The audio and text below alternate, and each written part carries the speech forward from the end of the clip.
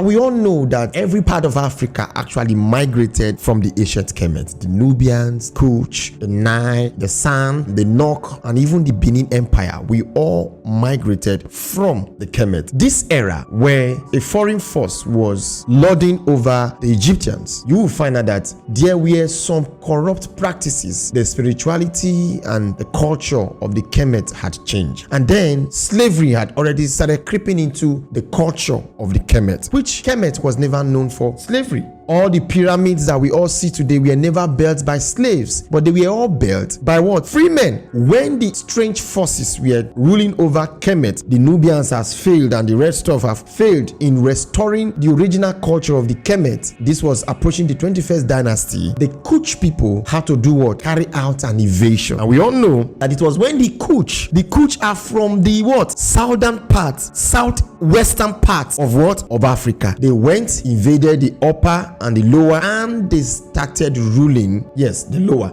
They started ruling the what? Lower Kemet. They became the black pharaoh of what? Egypt. Now, prior that invasion, in fact, post-invasion, they ruled for 10,000 years. And one of our ancestors said those were the golden age of Africa. Those were the time that Africa regained their spirituality, regained their culture, regained their civilization. And after the Kush were overthrown by the Greek and the Roman, we lost, and we have still not recovered. I still tell people we have not recovered from the invasion and the colonization of the Greek and the Roman Empire over our great Kemet civilization. Now, prior the invasion, prior the overthrowing of the Kush, who came to overthrow the foreign powers of Kemet, which is the ancient Egyptians, the Kush were already an empire of their own. The Kush migrated from Egypt to build empires, because the idea of the Kush migrating out and the Nubians and the San and the Nok was to expand the government and the empire of the Kemet. So the Kush were not just, they were not independent empire, but they were empire that were paying tax and homage to Pharaoh. But prior to the invasion, they became an independent empire. They started growing. They've established for more than 10,000 years already, reigning alongside the Kemet. It's like I am from Isoko land, and then a time came, the Igbos came to overthrow Isoko, and then myself and my children decided to move ahead to set up our own kingdom. Prior to the invasion, we went ahead to set up our different kingdoms to make Isoko a great nation. The foreign body came over Isoko, and then we couldn't come back. We had to establish our own empire. That was the case of the Kush, the Nubians, all around the what? Ancient Kemet. Now, when the Kush, they were hefty, strong men, when they discovered that Kemet, which is the ancient Egyptians, we are already losing their spirituality. The culture is being lost. Chief priests, we are not killing, we are not trying to overthrow the pharaohs. They came. But look at, have you even taken time to ask yourself, how did the Kush, how were they able to